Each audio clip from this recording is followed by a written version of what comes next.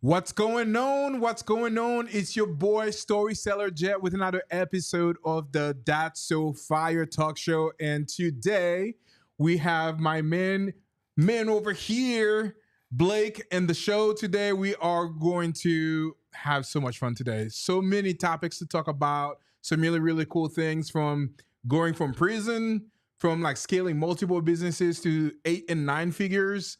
Man, today's gonna be jam packed. Are you excited to get started on this? Very excited to be here. Thank you for having me. Baby. Let's go. That's awesome. So let's do a quick introduction of who Blake is and a little bit about your background. Yeah, for sure. Well, for one, thanks for having me on the show. Absolutely, Such a cool setup here at Devotion Studios. I met Jet by actually shooting my own podcast here. So if anybody's out there that's, whether you're just getting started creating content or you're deep in the game, but you're not happy with your setup, this place is fantastic. Located in Clearwater, Florida, super high tech, can basically match anything you want to do. And so, thanks for having me. So my name's Blake Ambrester. I am from St. Petersburg, Florida, born and raised.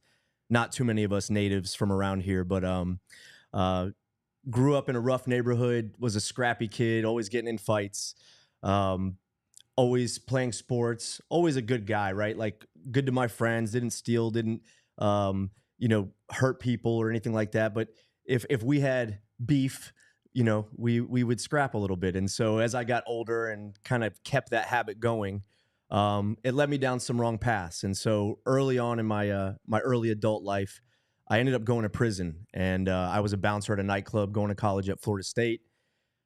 Guy I got in a fight with, he fell and hit his head on the ground, went into a coma, and I ended up going to prison for a couple years. And so I knew that I wanted to make my parents proud. I knew that I wanted to do something with my life. I knew that that was not where I was meant to be.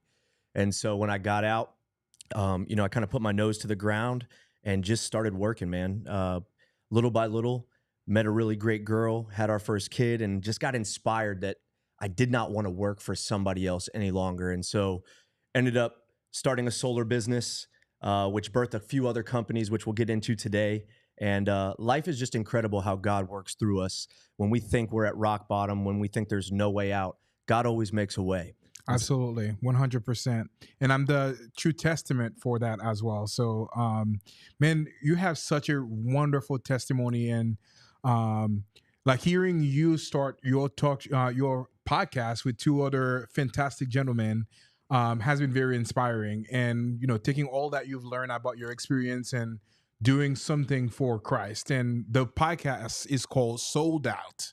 Let's go. Sold Out. Let's go. Yep. So using all the things that your experience and all the things that you've learned along the way to advance the gospel. So like truly commend you for that, man. Thank really you so awesome. much. Yeah. To God be the glory, man. Yeah, absolutely. Yeah. So let's talk back to, the past a little bit. So can you talk a little bit about like how you ended up going to prison? Like, I know you touched on that a little bit. Yeah. But I know a little bit of the backstory too from us, like, talking a little bit about that, which I felt like was like very unjust, but like, yeah. In the worldly eyes, it may have been unjust, but God had a plan for me, right? He knew that I was on a path of destruction. And so sometimes he throws us into the fire furnace so that we can build spiritual endurance, so that we can come to him, right? A lot of us men, especially, were filled with ego. We're conditioned in the world we were brought up in. And sometimes that makes you believe things that aren't real. It makes you think things about yourself that aren't real.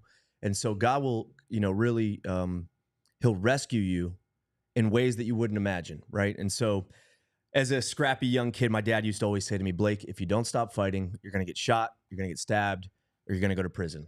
But what do young men do? They don't necessarily listen to their fathers all the time. And so I kept scrapping, and sure enough, it put me in the wrong place. So I was a bouncer at a nightclub called Chubby's in Tallahassee. I was going to Florida State. Those of you who were in Tallahassee anywhere from, probably the early 2000s up to about 2010, that was a huge, 30,000 square foot nightclub. And I was a bouncer. I had two jobs as a college student. I was bouncing at night, and then I was working for Mercedes-Benz during the day as a porter. I would move cars around the lot, clean them, get them ready for sale. And so And in between that, I would go to class. So one night, we're at the nightclub, big fight breaks out. We're kicking guys out of the club. We break up the fight. We get all the troublemakers out. And, about 30 minutes later, as we're about to shut down, the guys we kicked out came back. And they came back with more guys than when they left with. And so they were looking for a fight. And a guy tried to swing at me. I ducked. I swung back, caught him on the chin. He fell and hit his head on the ground and basically went into a coma. It was a medically induced coma. He had what's called a subdural hematoma. He had internal bleeding in the top of the brain. And so, praise God, he ended up being okay. Nothing was wrong with him. He's lived a great life. We actually reconnected not that long ago, went to lunch together. And, Wow. yeah. That is incredible. Yeah. And so I fought the case for 15 months. My attorney was telling me the whole time, like, look, you've never been in trouble. You're going to get probation. Right before I was supposed to go to the probationary hearing, I get a phone call from my attorney. He's like, hey, I don't know how to tell you this. Another witness has come forward and said you sucker punched the guy. I don't think I can beat this case if we go to trial. And if we go, I feel that I'm going to lose and you score out to 5 years in prison. And so I was a young kid. I was 19 years old when I got that phone call. And so I was like, well, what's the other option? Well, he's like, the other option is you can plea out and you're still going to have to do some prison time. So, but it's less than the 5 years. You're going to be looking at about 18 months of prison. And so being young, dumb, green, not sure how the system worked, I agreed.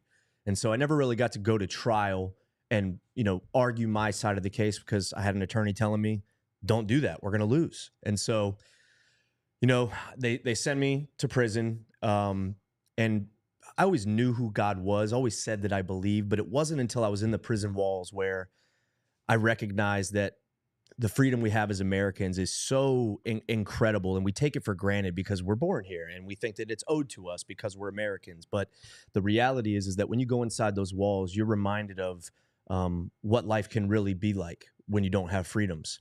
And so I met this guy in there. His name was Harvey. He walked up to me. He's like, hey, I see you're new here. I just want to know, do you know Jesus Christ? And I kind of brushed it off because I was trying to be tough and cool and, didn't want people to see me. But over time, Harvey kept dripping on me, gave me a Bible, and I eventually started reading it. And as I started to read it, God started to speak to me. Not an audible noise, but he started to speak to me through his word. I didn't understand what I was reading. I didn't recognize what I was reading as something familiar to me, but I could feel the reflection of my life as I was reading. And so I gave my life to Christ. I said, I'm a believer. I'm going to start following him. And, it's brought me incredible distances and taught me so many things. And, I don't want to ramble on too much about that, but, prison was an eye opener for me, right? It helped me recognize that, you can do one or two things with your life. You can lean on your struggles, your traumas, your past as a crutch and blame it and never become anything. Or you can use it as a platform to blast off and become all God has meant you to be. And absolutely. Man, this is a fantastic testimony. So did you know Christ before going into prison, or was that your very first introduction to the Christian lifestyle, if you will, being in prison? Yeah, so when I was young, my parents were still married. So they had, dual income. They were able to put me in private school. I went to private school for kindergarten through 4th grade. At about 7 years old, my parents split up. And shortly thereafter that, they pulled me out of private school, started going to public school. And so I had this early foundation of going to chapel, of going to church. I was Joseph in the colorful coat in my kindergarten play. I can remember it like it was yesterday. And it's funny how his story kind of played out in my life, right? He was kidnapped. He was thrown into prison unjustly, and then ended up in the king's palace, right? And so it's kind of a mirror story where, I went through something, I was in prison, and now I'm in the king's palace. And so I knew who God was.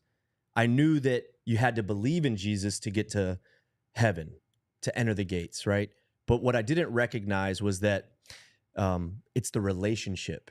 It's building that relationship with Christ to where you start to see your life change. The onion layers of your life start to get peeled back, and you start to recognize more and more of your, what I would call secret sin, the sin we have between our two ears, right? The thoughts that we have, the things that we latch onto for a moment and let them snowball. The lust that we have as men, right? Something I really struggled with as a young adult, and even into my, mid-20s, I was struggling with it. And so all of these little things started to pop up into my life that were basically God telling me, hey, take a look at this. You don't have to fix it today, but I'm going to be here with you as you start to work on these things. And then over time, I've grown so far from who I used to be that the thought of sinning literally makes me feel sick. Not that I don't sin, because when I do, I feel sick. But even the thought of it, if I catch it before, I'm much more easily a way to turn away from it. Yeah. You know? Yeah. Wow. So now that you were in there for like 18 months, is that correct? Yeah. So can you talk to me a little bit about that experience being in prison for 18 months? Like, what is it like to be inside?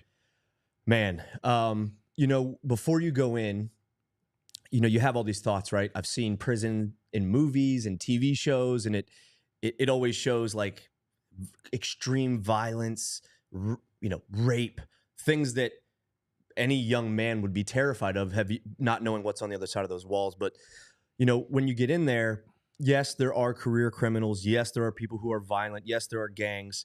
But the reality is there's a lot of people in there just like you and me. They made one mistake, and they're paying for that mistake right now, sitting inside of a cell. And so, you find people that are like-minded, that are wanting to get out and never come back. And you do form a brotherhood. You build relationships, friendships.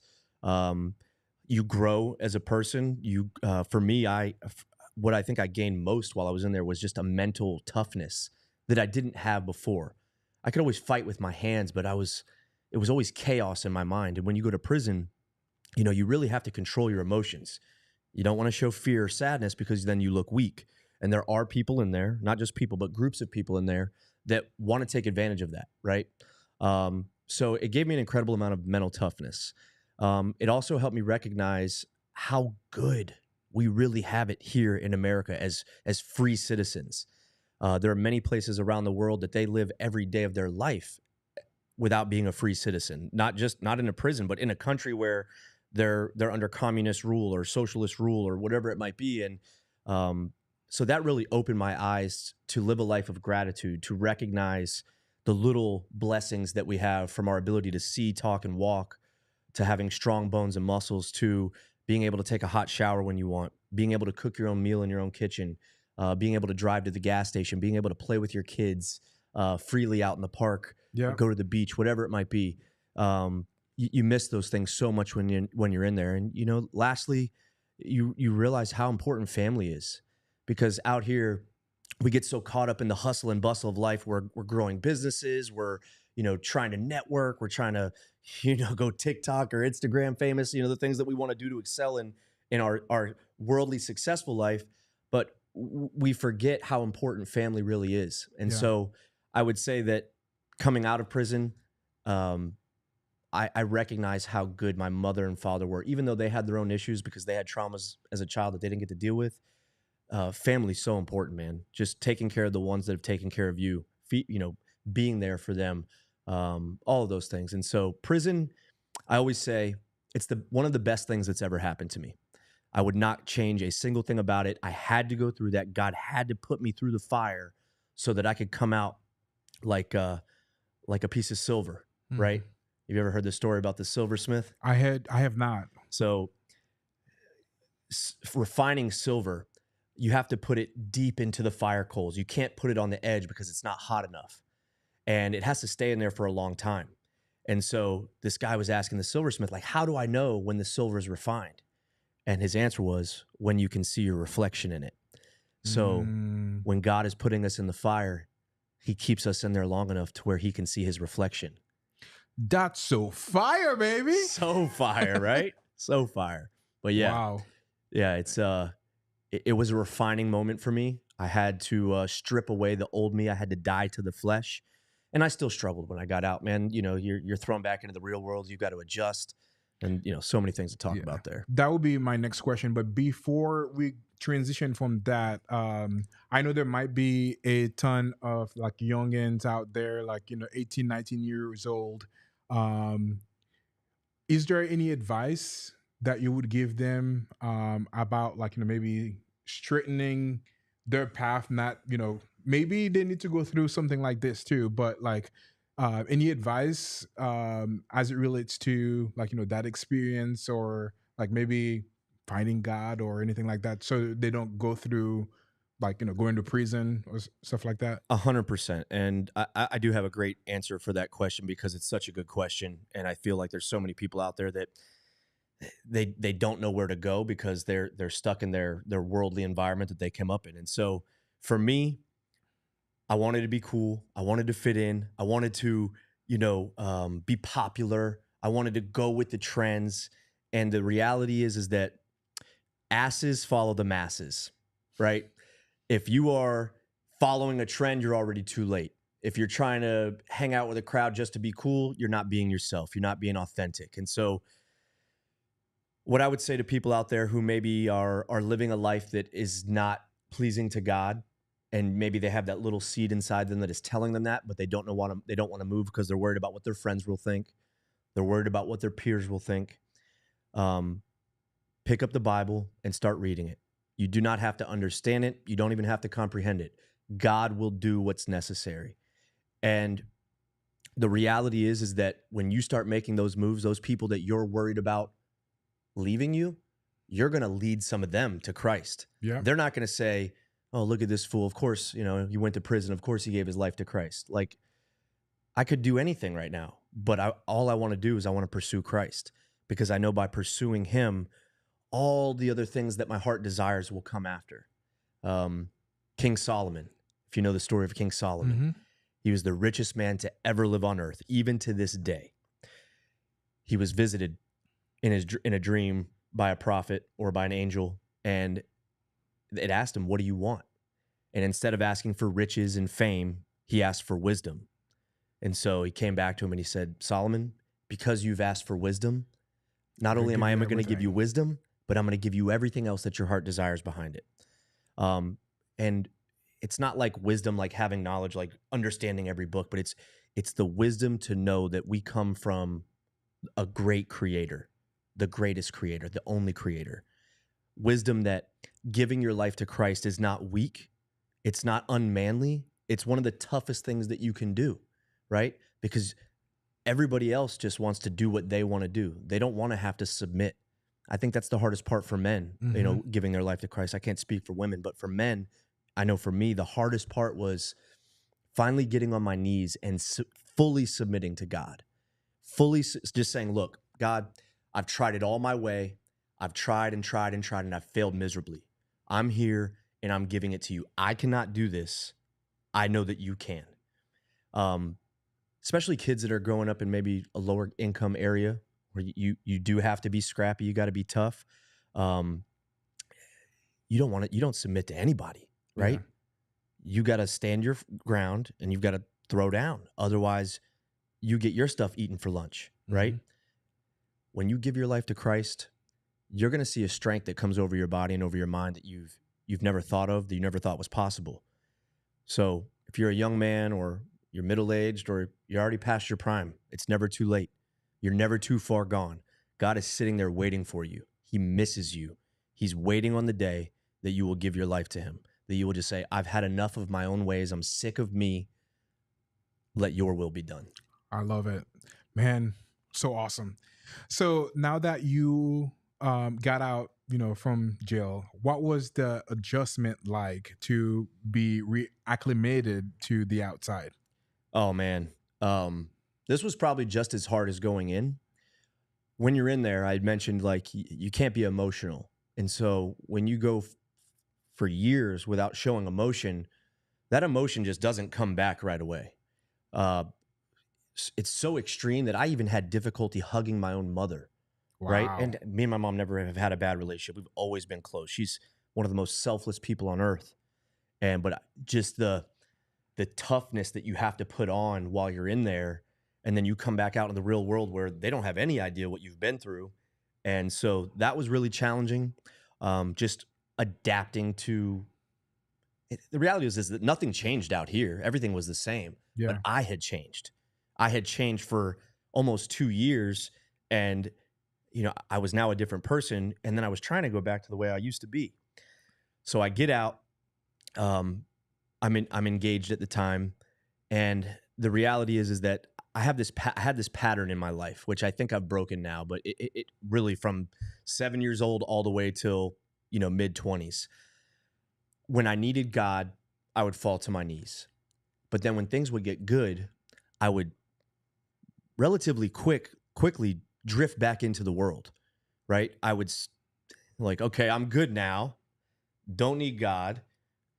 Even would start to have doubts, like God's not real. Like, you did this. You got back here on your own. You climbed out of that on your own.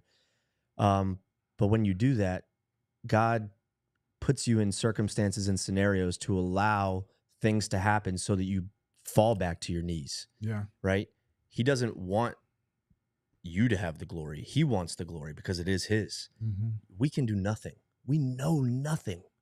We don't know anything. We think we know. We have all of these theories about life and scientific theories about, how old the world is and all these things. But the reality is we know nothing. We've only been told something by somebody else who had an idea.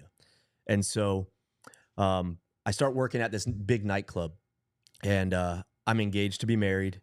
The girl that I was dating, traveled to see me every other weekend while I was in prison. She was a great girl.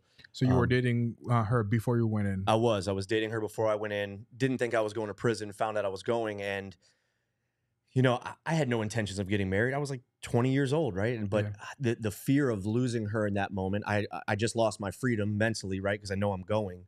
I didn't want to lose her. And so I got scared. I went out and bought a ring. I asked her dad. He said yes. And then I asked her to marry me. I get out. Go ahead. I don't want to derail you, but maybe we don't even need to talk about that. But her dad probably knowing that you're going in and you went to ask him and he still agreed for that. That's like interesting. He knew me for a year and a half at that point. He knew my character. He knew who I was as a man. He also knew what I was going through. We just didn't know that the outcome was going to be that. And so I think he recognized, Blake had a mistake before I even met him. And right now he's going to have to pay for that mistake. And I trust him. And so that was challenging, right? So I get out. I'm working at this nightclub. I'm back in the world, man. I'm nowhere near God again. I've drifted away. And the day before my wedding, my best man dies in a motorcycle accident. Wow. Yeah. And so at that point in time, I'm doing drugs. I'm partying at the nightclub. I'm drinking. I'm smoking weed. I'm doing cocaine and other things that I shouldn't be doing. And so the day before my wedding, he passed away. And, the wedding still went on. Nobody stood up and said, hey, we need to put this on pause. And, I was literally high on cocaine when I walked down the aisle. Wow. Yeah. And, instead of my best man walking down the aisle with the maid of honor, she carried a white rose. And instead of my best man next to me, there was a gold stand with a glass plate. And so she walks up and she sets the rose on the plate, and I just break down, man. I break down. I hadn't been asleep in like 36 hours, because he had passed the night before. And so I'd just been up. And, I remember sitting up there just so embarrassed that I was crying in front of 150 people that were at our wedding. It was supposed to be a joyous moment, but it was a moment of real pain and suffering for me. And after that, fast forward, I'm in a dark place. I witnessed my best friend from kindergarten all the way through dead in the street.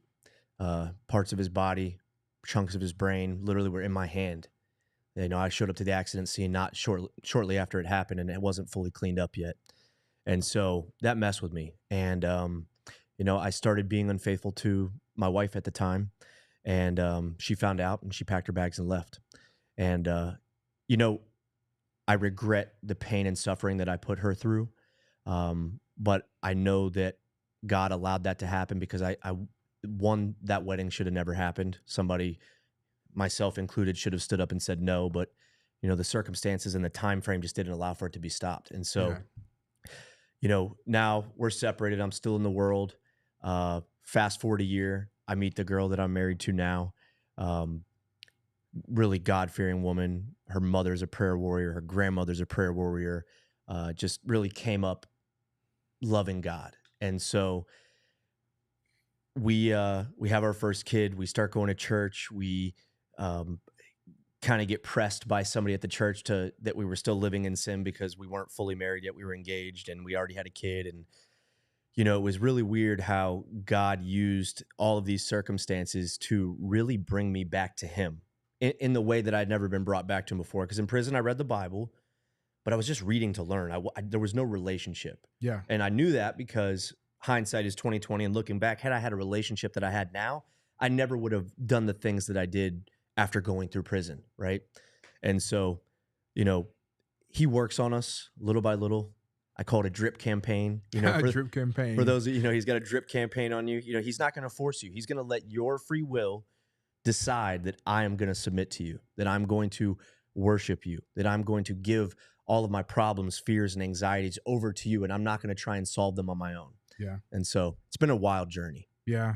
Incredible journey. And now that you're going through all of that, you are out there like getting a new job as a bouncer, kind of following the same pattern like that you were doing, before when the very first thing happened. Yeah. Talk to me a little bit about that transition to when you wanted to basically starting your own business. Like, how did that happen? Yeah, I was working 2 jobs. I didn't want my wife Brittany to have to work. I wanted her to stay home with our son, and so did she. And so I was bartending at night at the Drink in Tampa, if you guys remember the Drink. And I was also working for Verizon selling cell phones during the day. So I would see them in between, and I would see them on weekends. But I was hustling. I was grinding just so that I could provide. I get fired from Verizon for not filling out paperwork properly, or it was something crazy, right? But again, God's hand is mysterious sometimes. Yeah. Was that related to you going to prison prior? No. Or This is after prison. This is after my son's born. Now I'm slowly getting away from the world, and so I get fired from Verizon. I get another job selling software. While I had that software company, I got the idea from a friend to start researching solar and roofing. And so I'm online figuring out, okay, how do you get a license? How do you get financing for your customers? How do you grow a business? How do you start an LLC? All of these things, right? And I just had a light bulb go off. It was just like certain it was confirmation from God, because I was so sure that this was the route I was going to go. And so I got home that night, and I got out a pad of paper, and I just started researching online, writing down notes. And my wife's like, "What are you doing?" I was like, "I'm starting a solar company. I'm starting a roofing company." She's like, "How are you going to do that? Like, we don't have any money right now." And I was like, "I'm not sure, but I'm going to figure it out." And so shortly thereafter, I quit working at the bar. Her and I had a talk. I was like, "Look, I'm making enough money at the software company. I can quit working in the nightclub," because again, you're around things that you don't want to be around as a father, as a married man. This world is wild, and it's getting more wild as time goes on, right? And so I quit the bar. I start work. I'm at the software company. I start taking the steps to start an LLC. I create a logo. I go on Sunbiz. I create the LLC, and I eventually have enough money to where I can start going out and selling projects and buying material. And so I'm door knocking on people's doors, selling solar. I sold a few big projects on Reddington Beach and Madeira Beach. Those projects bankrolled me to be able to go hire my own install crew. I was using a sub before, a subcontractor. Yeah. And it allowed me to hire my first install crew. And so I'm still working at the software company. Now I'm starting to really get Solar Bear going. June of 17, I get fired from the software company because they found out I was running a solar business on the side. Wow. Right? They're like, "Hey, look, we need 100% of your commitment." And I fully understand now, being a business owner, why you would need that commitment. But it was one of the best things that ever happened to me, because now I was able to give 100% of my commitment to Solar Bear. And man, oh man, things just started to fly. Jobs were coming in. I was just getting more leads than I could even handle. And so I was hiring sales reps. I get a phone call in August of 2017. It was a guy by the name of John Keith, who we're still great friends with. He calls me and he says, "Hey, you've been telling me about this solar company you're doing. We're getting out of the alarm business, and we'd love to sit down and talk to see what you're doing." So I meet John and his 2 business partners, Mark and Adam. And between August and November, we come up with an operating agreement. They purchase each 25% of the company. $100,000 was the most money I made in one moment at any given time. And so in 2018, January, we became partners. We went from doing about a $500,000 in sales in 17 to 8 million in 18. We did 17 million in 19. We did 35 million in 20. We did 54 million in 21. We did 65 million in 22. And so the business just grew and grew and grew. And, you know, they had some skill sets that I didn't have. They already had a business that was in multiple states. They knew how to create work orders and systems and processes that allow a business to flow, you know, efficiently. And so it's been a wild ride. From Solar Bear, birthed Roof Bear, which is our roofing company. It also birthed Air Bear, which is our HVAC division, and then Foam Bear, which is our spray foam insulation company. So from Solar Bear, God blessed us to be able to have 3 other companies on top of it. And all of them are almost like 8 to 9 figure businesses. Yes. Yeah. So, you know, we'll chat about that in a little bit and how we were able to, you know, get to that level. But this is incredible. So incredible. Like, you know, how, like, you know, God has taken you through that rough journey to kind of, you know, really drive to where you are at today. That's incredible testimony. Thank you. Yeah, I think we're all a little addicted to instant gratification, especially being in America, especially having the ability to get your groceries delivered and any other thing that you want can just come to your house now. The reality is that sometimes God will bring you a blessing out of nowhere, right, in an instant. But other times he stretches you out. He makes you wait. He wants to grow your spiritual endurance. He wants to put you through the test. Do you really believe? Do you really love me the way that you say that you do? Do your actions line up with your words? Is the tree bearing fruit the way that it should? And, you know, it's funny because in the Bible, I think it says it 11 different times that one day to God is 1,000 years to us. Mm-hmm. And that sticks with me, man. Like whenever I feel like, oh, I'm getting so sick of waiting, I remember that our concept of time is so flawed, right? Mm-hmm. And so it allows me to continue to stay steadfast and continue moving forward, no matter what the challenge is in front. Yeah, that's fantastic. Now let's talk about like you growing your business, like starting with like Solar Bear. Actually, I'm gonna take one step back so I don't forget about that, and we'll talk about how you scaled your business to 8 to 9 figures. But when you first got out, and I know a lot of people might be wondering about that too. When you first got out, how hard was it to get a job? Like, because I know a lot of different companies, like they check for, you know, past like experiences like that. What did you do to kind of, you know, really help you get a job at Verizon or like, you know, the software company? You know, great question. It was challenging to get a job because, you know, I'm a convicted felon. And so people look at that and they pass judgment. But I think if you're willing to be authentic and share your story, which I was, people can see past it. You know, I was given a second chance. And God has given us 1 million second chances over and over and over again, right? And he'll keep giving them because he knows we're going to fail. But it was challenging, right? You know, I had my attorney write a letter of recommendation on my behalf because Verizon wouldn't hire me at first. Yeah. The nightclub, I knew people because I was working at the nightclub before I went to prison. So they knew my story. They knew me from the past. And, you know, I was able to get out and really get a job there right away. But as I got married and started to grow a family, I knew that wasn't where I wanted to be. And so I had to go to kind of corporate America. And corporate America, really, they're really black and white, right? Yeah. You know, if you are a convicted felon, we can't hire you. Point blank, period. It's company policy. Doesn't matter how great you are or if you love God or whatever. Our company policy says we can't hire you, right? And so I got lucky. My attorney wrote a nice letter for me. I went to multiple in-person interviews and I sold myself. You know, I tried not to use that as a crutch. I tried to use it as an opportunity to say, look, I'm coming for it all. I want to create a great life for my family. I want to create a great life for those around me. And I'm not going to let this little thing of my past hold me back. So if you're not going to hire me, somebody else is going to. Fantastic. I love that. Yeah. So now let's talk about how you scaled your businesses to 8 and 9 figures. So you started Solar Bear first. Yep, 2015. 2015. And then you said the first year you made $500,000 and then Yeah, grew from yeah. I there. mean, I didn't even scale to 500,000 in sales until about 2017. And then in 2018, once I took on partnership, you know, there's a saying that says, if you want to go fast, go alone. But if you want to go far, go together. And the reality is that we as individuals, at least back then, there's only so much bandwidth that you have to take on tasks of the business, right?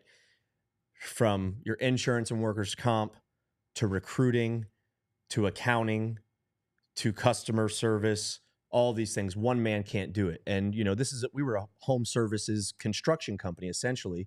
And so having partners that you're aligned with, that are on the same mission as you, that are following the same vision that we've laid out as a group, that really helped us excel. Developing great leaders was a big part of it. Again, duplicating yourself as an entrepreneur in your leadership is the ultimate goal. Otherwise, you end up becoming a prisoner of your own business. And the first couple years, it kind of felt like that. Like I'd get home from work, I'd be walking around my backyard, pacing around the pool on the phone until 10 o'clock. She's like, why don't you just come home after you're done with all this? Like the Yeah. kids want to play with you. I want to talk to you, but you're just outside. And so we did a program called EOS. Some people out there might be familiar with EOS. Entrepreneur Operating System. Correct. Entrepreneurial Operating System. So we did that for a year. That kind of helped us recognize where the bottlenecks were in our company. I was a bottleneck. My partner, John, was a bottleneck. My partner, Adam, was a bottleneck. And my partner, Mark, was a bottleneck. We were the bottlenecks in our own business because we were trying to do all the tasks. And so we started developing leaders. And man, after we did that, we could kind of take ourselves back from the main day-to-day stuff, but we could focus on the things that would help you scale a business, like big relationships, right? Networking, good financing, creating yourself to be an authoritative figure in the marketplace through content creation and putting videos out there that are educational based for your industry. We couldn't do those things before because we were so strapped on, all right, we got to make sure we got financing for our customers. We got to make sure we get funded. We got to make sure we make payroll. But now we have people that have been trained and shown the right way to do that. They're appropriately compensated as well. You got to have good people. You got to pay them well. And now they only come to us when they can't fix the problem, when there's a challenge too large or needs an executive decision. And that allows us to focus on the customer experience, right? Yeah. Which is the most important thing for me. Like, I believe that service to many leads to greatness. And if we can continue to serve our customers at a high level, I know we're not going to be perfect. It's construction. Things happen, things break, guys make mistakes. But it's about what you do to correct those mistakes, which really creates your reputation. Yeah. And over the last decade, Solar Bear, Roof Bear, Foam Bear, we've created a great reputation, especially here in Florida. Last year, 2023, we opened up in Texas. And so, we're just getting our fingers out there. We're spreading quickly but responsibly. Yeah, absolutely. One other thing, obviously, the thing that catapulted you to grow so much was partnership, obviously. Yes. But one other thing that one of my great friends says, the ownership that never fails is partnership. So obviously, it has to be the right partner. So can you highlight for me what are some of the things that somebody, if they're thinking about partnering with other people, what are some of the things that they should look out for? Or like foundation that they need to build for a proper partnership? Yeah. I can say I got so lucky with the partners that I was able to link up with out the gate. We were very much aligned. I had some growth to do. I'm the youngest of the group by like 15 years. Wow. And so, I had business acumen that I didn't have when I first started that I've gained since being in a partnership with these guys.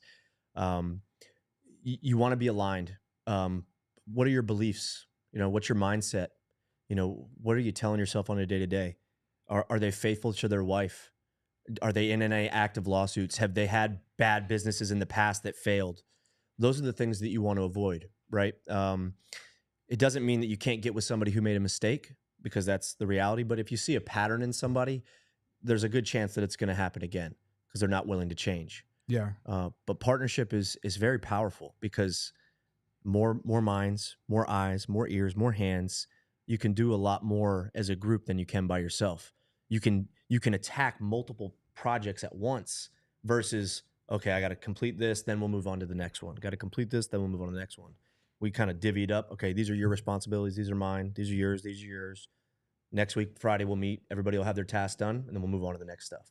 So Yeah, yeah, yeah. That's fantastic. One of the greatest advice that I've received from a friend of mine too is like the best collaborators win.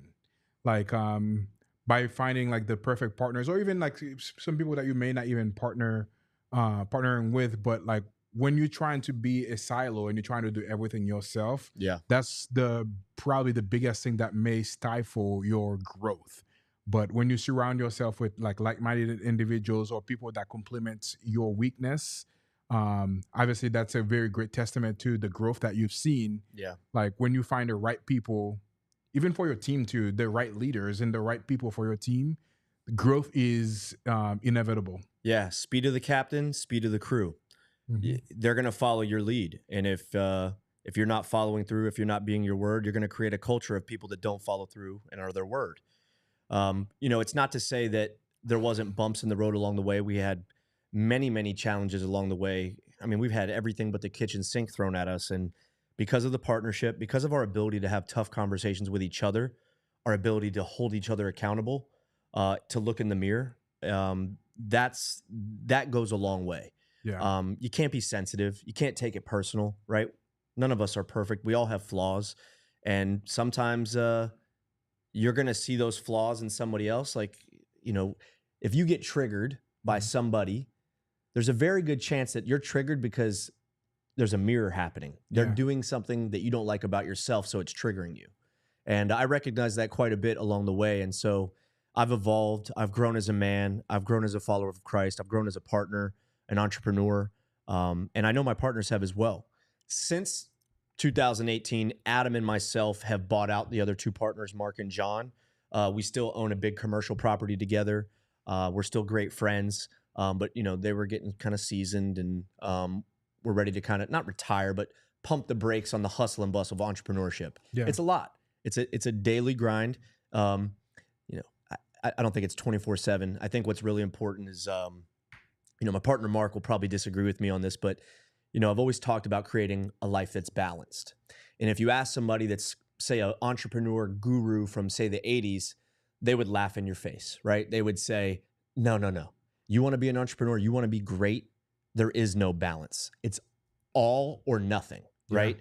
But the reality is that through technology, through the advancement of technology, we can create a business that has some autopilotness to it that allows you to be a great husband, to be a great father, to coach that little league team, right? To do the things that maybe your dad or your mom never got to do because they were living in that world that didn't have the technology that we have today. Yeah. And so, back in the day, to send a piece of mail to California, it would take 2-3 weeks to get it over there, right? Right Mhm. now, you can train 1,000 people on a Zoom call from anywhere in the world, and AI, like we've used so much AI now in our automations internally in the business, where you used to have to have a human person to carry out that task. Now I build these automation processes and workflows that really eliminate the need for human hands and human error Yeah. and human problems like needing time off, getting sick, wanting a raise, all of these things. Not to say that having a humanistic portion of your business is very important, because it is. You got to have great people. But the little things that kind of have held us back from scaling with speed, Hmm. they don't exist anymore. Yeah, Yeah. absolutely. So you've grown, scaled multiple businesses. I think four of them to 8 and 9 figures. What would you say was your greatest, um, I guess, like lever that has helped you to grow to that level? Um, my partner Adam always says this. He says, proper preparation prevents poor performance, the 5 Ps, right? And so having systems and processes are what allow you to scale. If you don't have systems and processes, it's going to break every day. You're going to have things that go wrong. Those systems and processes allow the business to run efficiently. I'll give you an example. I'll give you kind of an example of our workflow for a solar customer. Yeah. That was going to be my next question. Can you share some examples of the processes and systems that you've created that has helped you grown so much? Yeah, 100%. And so we do digital marketing for our company. Lead comes in. That lead comes in through what we call a Zapier, a Zap, Hmm. right? It goes to the telemarketing board. It instantly picks up by the dialer. We have an auto dialer that just calls and calls and calls. It calls the lead. The agent in our call center picks up the phone, books the appointment. They then automatically gets transferred to the confirmer. The confirmer verifies they own the home, verifies their credit score, verifies they don't have a house that's covered in trees. A couple steps in the process to make sure that they're a qualified customer. So we're not sending our sales rep out there to somebody who's unqualified, wasting their time. And so they book the appointment. It gets assigned to a board. It gets assigned to a rep. The rep then is going out there, say the next day to run that appointment. Let's say they sell the job. The customer says, yes, I want to move forward. Right then and there, they can get them approved for credit. We have automations built through our lending partners so that they can apply for credit right then and there in the home and get an approval within 30 seconds. Once that's done, the sales rep, when they leave the house, they fill out we call it a disposition form. So it's just a digital link they fill out, giving all the customer information, all the details of the project, any special notes. When they hit submit, it pulls that into our CRM. Now it's in the workflow, right? Now it's a real customer. First it was a lead, now it's a customer. Once it's a customer, it's going to what we call site survey. So the very first step in the workflow is site survey. We go out there, we take pictures of the home, we measure stuff. That then gets submitted through another disposition form, goes directly to the engineering team. Engineering team builds out the electrical schematic, the structural schematic, and then they submit that over to the next step, which is permitting. Now it automatically goes to the permit department. Now we're waiting on a permit. Once that comes in, we get a notification, permit's ready. Now the next, the project coordinator sees that the permit's ready. They're contacting the customer, scheduling the install. We go out and install it. Same process for the inspection. Then when the project's all complete, they've passed inspection. The last step we do is what it's called an exit survey is what we call it. We've been paid. The project is complete. Now we're actually going back out to the customer's house just to do a survey. What did you love about our process? What did you hate about our process? Is there any promises that the sales rep made that haven't come true yet? Is there any work that you're unsatisfied with? And so in the customer's eye, it's so important, man, because a lot of people think that they're going to pay for something. The contractor's going to take their money, do their work, and then be gone and never service them. We wanted to create something different. We wanted to show the customer, look, we've already been paid 30, 60 days ago. We want to make sure that you're happy. And in doing that, they become raving fans, right? They're like, wow, you guys, you knocked it out of the park for the install, and now you're back out here making sure I'm good, and I didn't have to pay for you to come out here. And that's when they become like, your greatest promoter. Like they're going to recommend you to other people because they see that care that you put into it. And obviously you've done a great job to like achieve that. Like strive to be like to exceed expectation. Like I can tell you how many times that has happened. Like when you go above and beyond, like that person becomes your like evangelist. Yeah. Like they go out there and, become your biggest promoter and telling everybody about you. It's free marketing, right? Yeah. One negative experience will get spread 20x. So if you create a negative experience for someone and you don't resolve it, they're going to tell at least 20 people about that negative experience. There's a compounding effect with that. On the flip side, you create a positive experience. Guess what the X is? I do not know. 2 times. Really? 2 times. But during that exit survey, when it's all said and done, we make sure they're happy. We ask them, if you feel we've done a great job, would you mind giving us some reviews on our review platforms? Would you mind referring anybody that you know, love, and care about that we could offer our services to? And we do that every single day, and it just compounds. And what happens is now we're paying them a referral fee because they gave me somebody that they love. So now they're paying off their solar loan or their roof loan with the money that we're sending them. I always tell my customers, I'm like, look, send me 1 customer a quarter. So for a year, you'll never have to pay for your loan. We'll pay for it. Right. Wow. And so that's all we need. That's incredible. Yeah. Yeah. I don't know. That may have been somebody else. It may have not been you, but somebody in here said that they had the most like reviews in Tampa Bay. I don't think that was you. Was No, it wasn't me. Okay. We Yeah.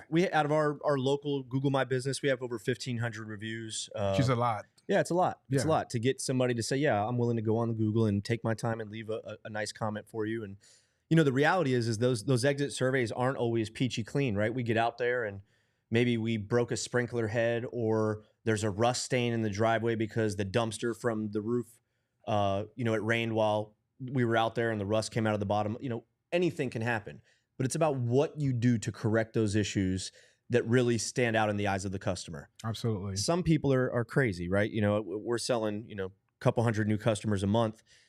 And so a very small percentage of them are a little nuts, like just irrational, out of this world crazy, but I still treat them with as much love and care as I can. Absolutely. Like there's a saying, the squeaky wheel gets the grease. Some people live their life by that saying. I'm not one of those people where they're screaming at you, yelling at you when something goes wrong because they think that they have to in order for you to come and fix it, right? Yeah. But the reality is that we don't roll like that. You don't have to yell and scream, we'll come. Even if you yell and scream, we'll still come. But you know, they live their whole life like that. They treat everybody like that. But at Solar Bear, at Roof Bear, at Foam Bear, at Air Bear, we care like crazy. Yeah. Our office staff are called the Care Bears. The Care Bears. I love Care that. Bears. Yeah, that's awesome. So you've grown multiple businesses to 8 and 9 figures. Yes. What are some of the biggest mistakes or challenges that you faced along the way, and how did you solve those? If you're doing more than $5 million a year, whatever industry that you're in, you need to have a great CPA, a great bookkeeper, and even potentially a tax strategist, because I have given Uncle Sam millions of dollars, but there are strategies out there that can help you reinvest that money tax-free, so that you don't have to give 40% of what you earned back to the government. That's one thing that's really important. On the accounting side, you know, as you start as a mom and pop shop, whether you're a barber or a marketer or whatever, most people run their accounting books on a cash basis. When private equity wants to come in and buy you, or when somebody wants to buy your business, they want your accounting ran on accrual basis, if you're familiar with that. Absolutely. And so if I could give some advice, make the change now before you're big, because once you're big and you try to go back and do it, it's so expensive. It's, you know, to do a forensic audit of your financials, you know, you might spend $40,000, $50,000, $60,000 just to correct your books. Then you got to continue to pay your accountant, your CPA, or your bookkeeper, whoever you have.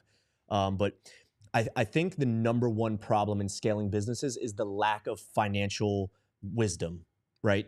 Whether it be overspending, nobody putting together a pro forma or projections about what's going to come in the future. Again, it goes back to the 5 Ps, right? Proper preparation prevents poor performance. If we can continue to be prepared, look out ahead 6, 12, 18 months, then it doesn't matter what challenges arise, right? Yeah. I'll give you an example. Last year, we got hit with 2 hurricanes within 3 weeks of each other, right? September 27th, October 9th. I can't believe you know those exact dates. Oh, yeah. I'm a roofer. Of course I know. You know, my phone didn't stop ringing for 3 months after those hurricanes, but I had to float over $1 million in payroll during that time, meaning we couldn't do any work. Nobody wanted us to come to their house and sell them a roof or solar because they were trying to figure out how to get back to their house and get the power back on. Yeah. You know, my payroll's $200,000, $300,000 a week, depending on the week. And I had to float it for over a month. Had I not been financially prepared, the ship would have sunk, right? Yep.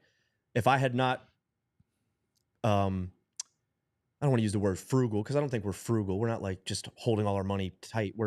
We know where to spend, but we were smart. Both myself and my business partners, we're not flashy guys. We're not out there driving around in Lambos and, you know, trying to be something for everybody else. That's not what we are. We put the money back into the business. We have close to 200 employees who I care tremendously about. Yeah. Some of them have been working for me since 2015, since the very beginning. Wow. Some of them are literally family to me. And so as a business owner, as an entrepreneur, you have a responsibility to your people. And a lot of that gets forgotten as you get bigger, right? You know, as you become corporate. People start to become more of a data point, a number, than they are a human with a heart, with a family to take care of. And so just being properly prepared, being smart with your money, not overextending yourself, not trying to be something that you're not. Grow strategically. You don't have to be Mr. Big Shot right out the gate. Do the little things. Have attention to detail. Take care of your customers. The wisdom, and then everything else follows. Yeah. Right? Yeah. Yeah. Do the little thing great. Yeah. Absolutely. Were there any time as through your journey that you hit rock bottom, and how did you come out of that?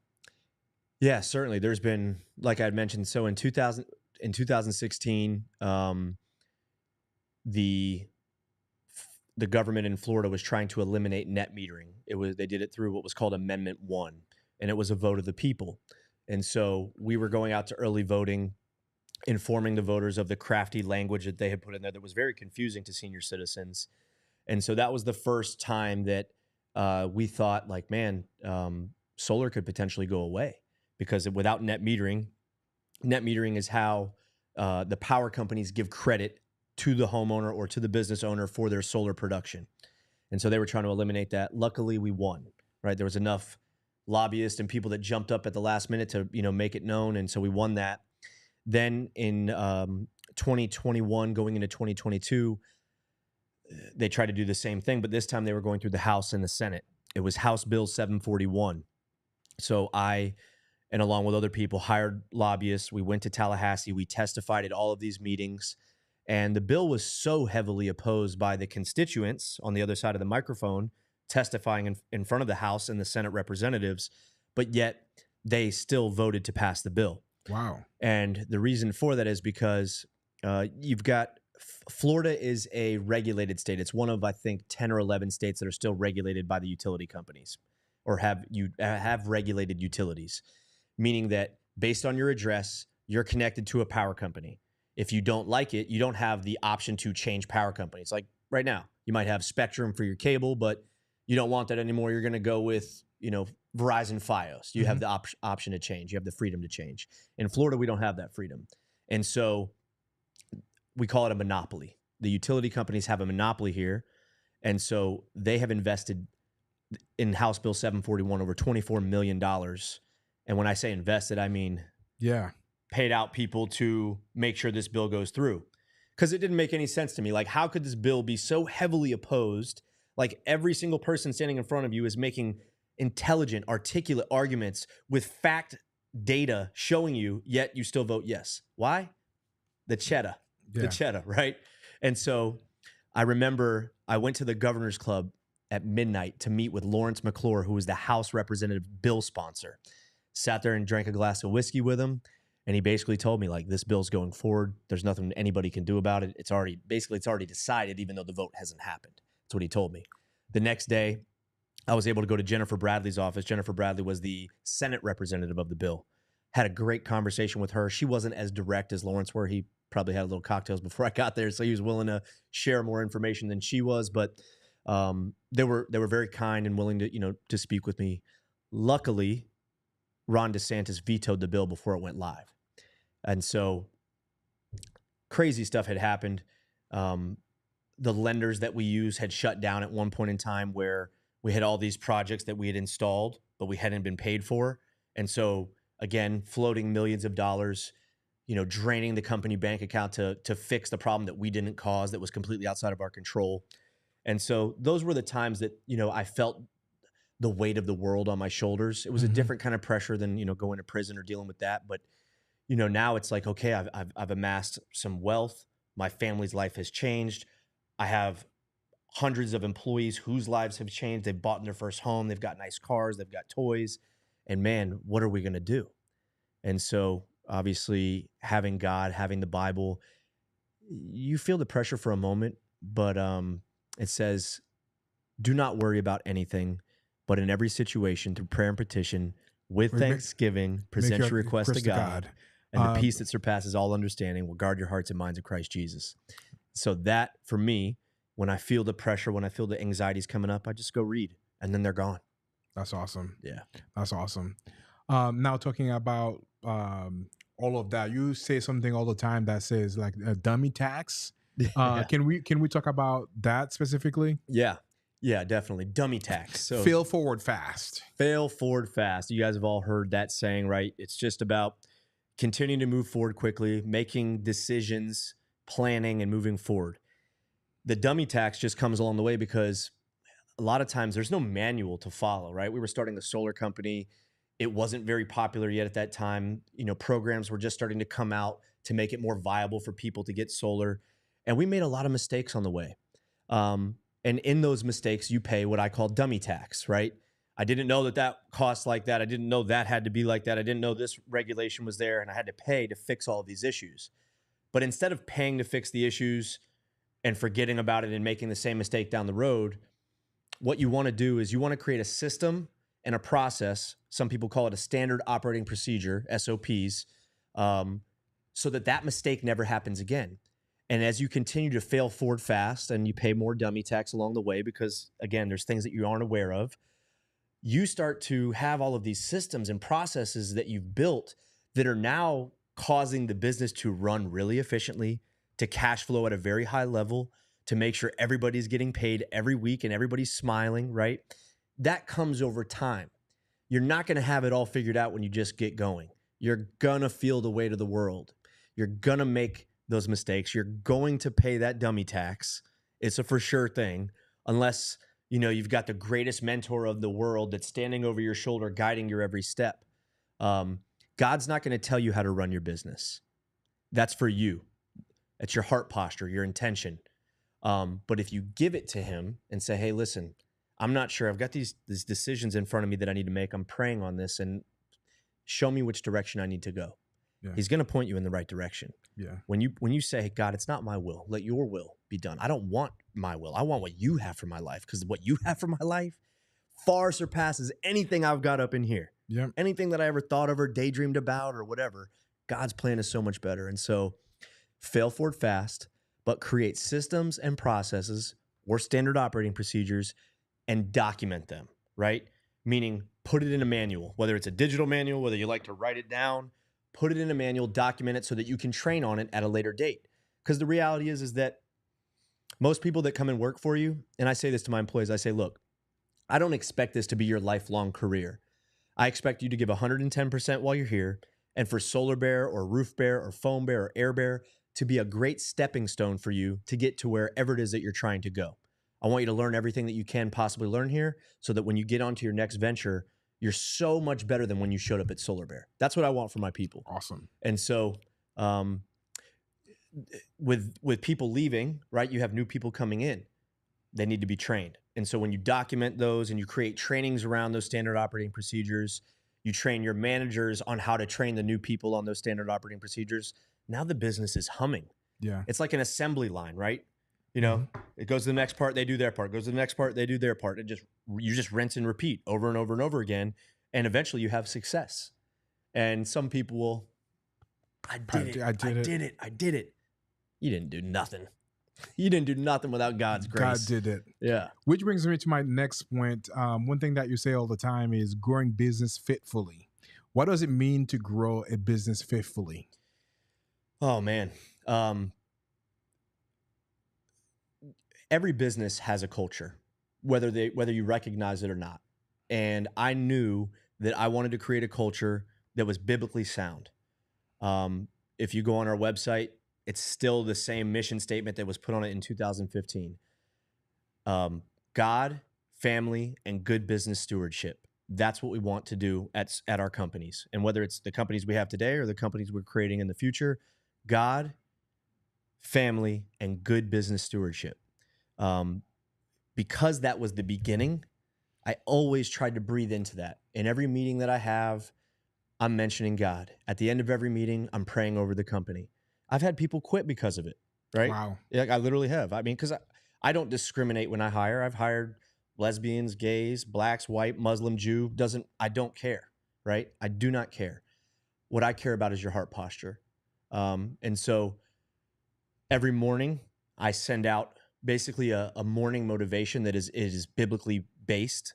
and, just pulling different stories from the Bible and doing a comparative analysis to how it's similar to what they're maybe going through right in this day and time. And so I called a drip campaign. I'm just always dripping. And, my business partner went out and bought a Bible, started reading. He was probably pretty close to being an atheist. Like, Wow. he was a political science major, very, very intelligent guy, very analytical. And I think guys like him have a very hard time believing in the fairy tale of the story of Christ, the resurrection, the creation of the earth. It makes more sense to follow man's idea of the Big Bang theory or, some of the other theories that are out there. And so I know that through my drip campaign, it allows God to reap the harvest. The Bible tells us that I can't make you go to Christ. Yeah. I can't do anything that you can do. Yeah.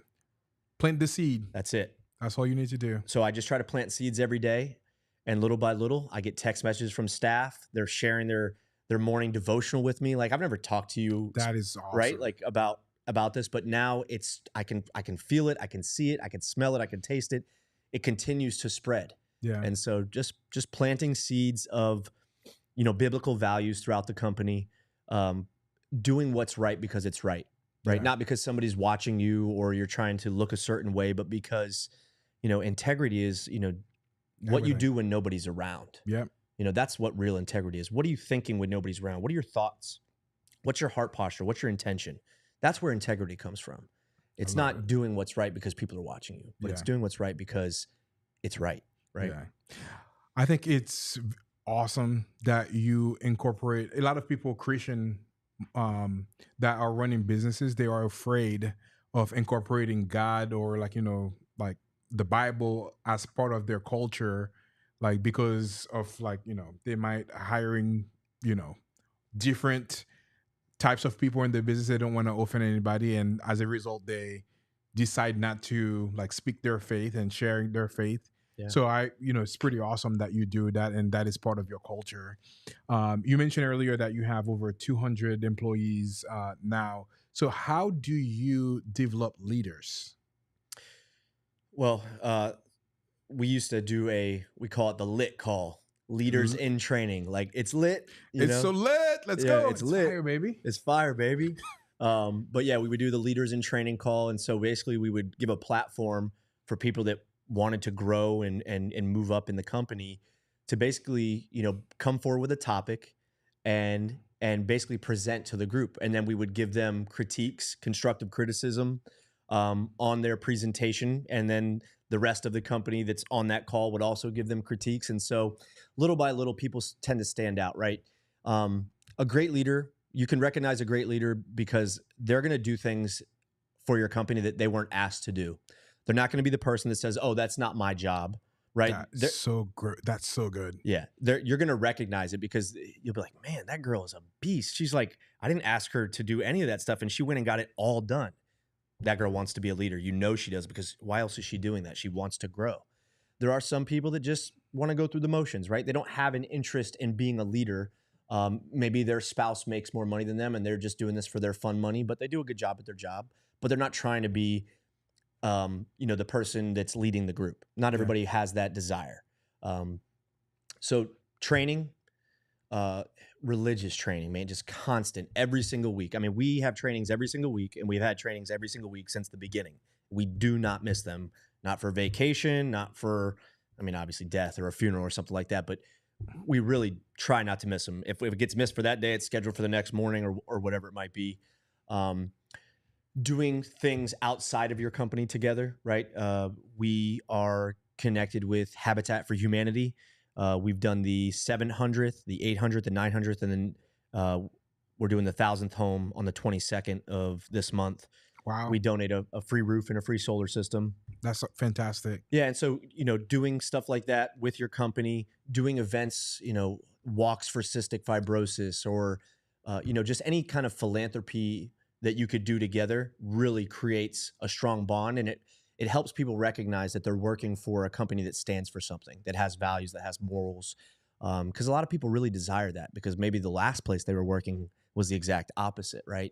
Greed, lust, all sorts of crazy things were probably running through the company that they were in the past. And when you create an environment where I always said this. I wanted to create an environment where people could come to work and enjoy it. Yeah. The environment, because the reality is we spend more time at work than we get to with our own family. Yeah. Right. With our own wife and our own kids. And so it shouldn't be a place that they come to and as they're in the park and they're like having to force themselves out of the car to go in. They have to put on a fake smile. Like you want to create a safe place for them that they can grow, that they can excel, that they can be themselves, that they can, be honest and open about maybe things that they're going through. And so we've created that environment at Solar Bear and the other companies. That is awesome. You shared just a whole playbook over here. What are some of the advice that you would give to people that basically maybe they just started, they want to grow that business to exceed $1 million, $2 million, $3 million? What are some of the advice that you would give them today that they can start applying to grow their business to be at that level? That's a tough one because, so many different industries out there, but, at least the first thing I would start with is content creation. That's the world we live in today. So creating yourself to be an authoritative figure in the marketplace. You could be tiny, but if you have great content, people will think you're massive. You will look bigger than you actually are. For example, when we first started Solar Bear as a partnership, we were still pretty small. Like we only had a few employees, but I said, you know what, guys? I was like, we need to do a TV commercial, like cable TV. And so December of 2018, so almost a year after the start of the partnership, we launched on Fox and ABC. So from 5 a.m. to 9 a.m. every morning for 5 years, we were on Fox and ABC, our morning commercial. What that did for us was that it gave us relevance when we're in the home selling our services. Like they just saw us on TV today. When we first started doing that, we weren't big, but people perceived us as being really large. And so now I'm not telling you to go spend $15,000 a month on a TV commercial, but what I am telling you to do is to create educational-based videos around whatever it is that you're doing, whether you're an artist, a marketer, you're in construction, you're in insurance, you're in real estate, whatever it might be.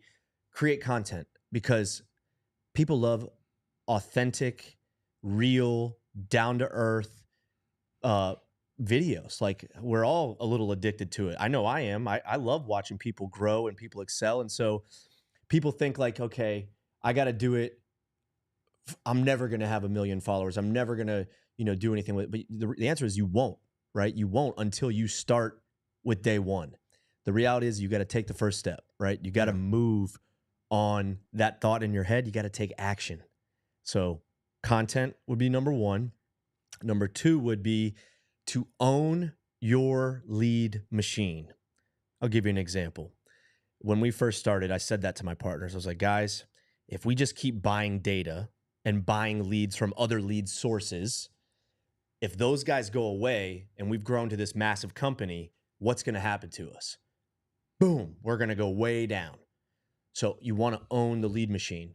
And you can buy leads, you can buy data, but simultaneously, parallel to that, you should be starting that marketing effort to start generating your own leads. Because over time, this side's going to grow. This side might go down. It might grow as well. But if this side goes away, you've got a sure foundation of the content you've created. You become an authoritative figure in your marketplace, so people are looking to you as an expert in your field, and you will have developed trust. And that's what people need today more than ever. We are in a trust recession. People do not trust the way that they used to. Why? I mean, just look at what we've been through the last 5 years. Yep. We were lied to about COVID. We were lied to about the vaccines.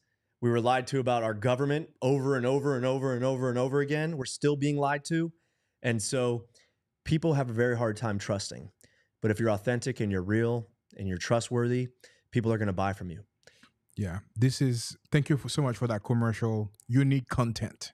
Unique content. And also, being authentic about it. And one of the things that we're working on right now is to help people become the trusted authority in their own market. Yeah. By producing the TV commercials or the other thing that gives you that perceived magnetic authority that you are. Yeah. And other people, as a result, that probably played a huge role in you growing that business so much from 2018, 2019 when you were doing TV commercials. Yeah, TV. Yeah. We were doing TV and radio. Wow, incredible. Yeah, radio's awesome. Radio's a lot less expensive than TV, and you get a lot of viewers. What I would say, if you're ever going to invest in marketing on the radio, do not go to a music station. You want to be on talk radio. Why? What happens when people are listening to music and a commercial comes on? They probably change it, or maybe Turn it down. tunes it Yep. completely. Yeah. Turn it off, turn it down, change the channel. On talk radio, which we've always advertised on talk radio, they're there to listen, right? And so when your commercial comes on, they listen to it. And we get a lot of great results from it. But stay off of music channels and focus on talk radio. It could be podcasts. iHeartMedia has a great program.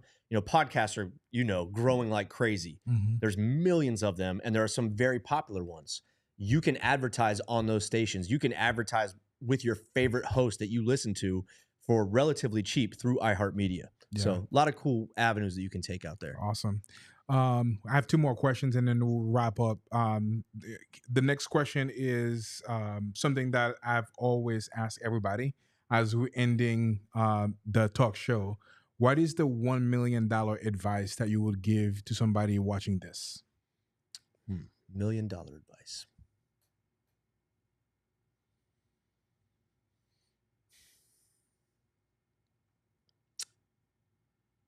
The world is fleeting. It's like trying to grab the wind. All the success you want to amass, all the followers you want to amass, you can take none of it with you. And none of us knows our last day here on earth. And so the $1 million idea, I'm going to call it the $1 billion idea, is to start the journey with Christ by picking up the Bible and reading it cover to cover. Don't try to understand it. Don't try to comprehend it. Just read, and God will show you the answers to your questions.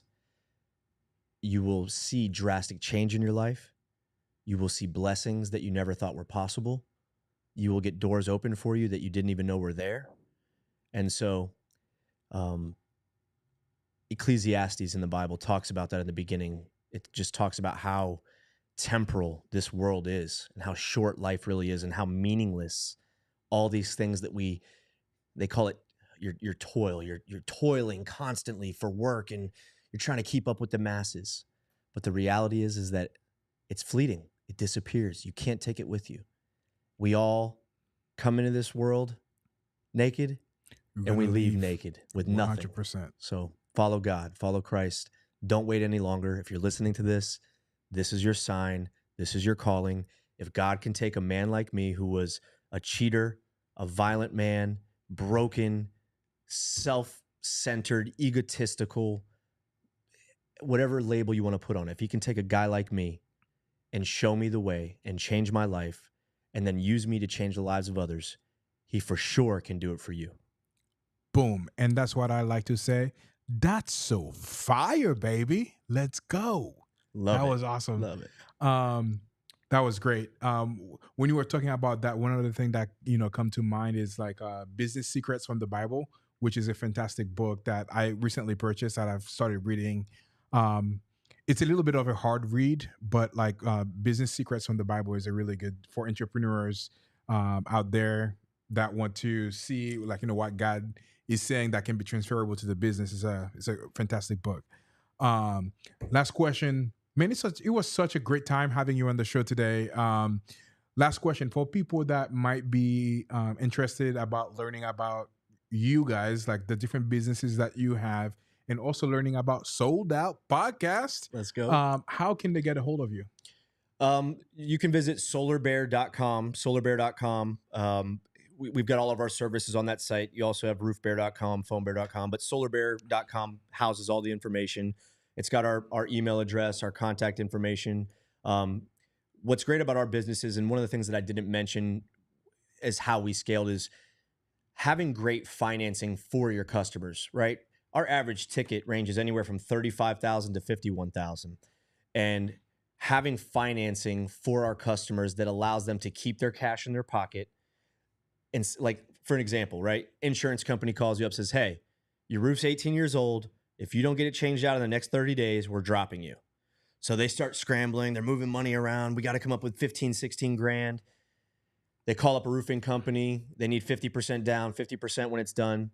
You know, when I saw that kind of issue in the industry, I said, man, we've got to come up with financing for our people so they don't have to come off their cash. And so we offer tremendous financing. You can finance your solar system for up to 30 years. You can finance your roof for up to 20 years. And what that does is it allows you to keep your cash and put it somewhere it can grow, right? You guys, I'm sure if you're online right now, crypto is being talked about everywhere, whether it's Bitcoin or XRP or Ethereum or any of the other meme coins or whatever that is out there. Surety bonds, stock market, whatever you want to put your dollars in, you can put it somewhere it can grow instead of taking $15,000 out of savings and paying for a new roof that, I mean, listen, we all have to have a roof over our head. We always thank God, like, God, thank you for the roof over my head. Oh, yeah. But it's not exciting. It doesn't move. It only benefits me in one way, which is a great way to keep me safe. But you hate spending money on stuff like that, right? Yep. There's no experience that comes with it. It's just like, okay, I got the same color roof that I had before. It's just new. Woohoo. Right? But, financing. We offer tremendous financing for all of our products. If you have an insurance issue where the deductible's out of this world and you can't afford it, call us. We'll finance the system for you. Don't worry if you've got roof leaks, if you've got a massive power bill, if you have inadequate insulation where you've just got hot pockets in the home, we can solve all of these issues for you. And one thing that people love about us is that we do not use subcontractors. All of our installers work directly for the company. They're all in company vehicles. They're all under our workers' comp and our general liability. And so there's no risk. We control the quality. We control the speed. We control the workmanship. And we control the customer experience. A lot of contractors out there, they're like the middleman, right? You pay them, but then they got to go pay somebody else to do the work. We don't roll like that. We want to make sure your house is in much better shape than when we got there. Boom. Boom. There you have it. Man, it was such a pleasure having you on the show. Thank you for coming on. Thanks so much for having me. Such great, fantastic story and journey. And like the most important part of it is like how God has used you from, rock bottom and has grown, and you have grown so much. Man, this is such a powerful testimony. Thank you. And the success that you've had and all the great things that I know that God has in the future, for you. And I'm super excited for, Sold Out Podcast to crush it and reaching out so many people and utilizing that journey that God has, put you through and to be able to witness to other people. So thank you so much for sharing that. And for anybody watching this, if you're looking for roof, looking for solar, you're looking for foam, you're looking for insulation and backup all of batteries. There you have it. This is your man. Please contact him, solarbear.com. Let's go. Thank you so much. Let's go. It's fire, baby. Let's go. It's awesome, man. Good job.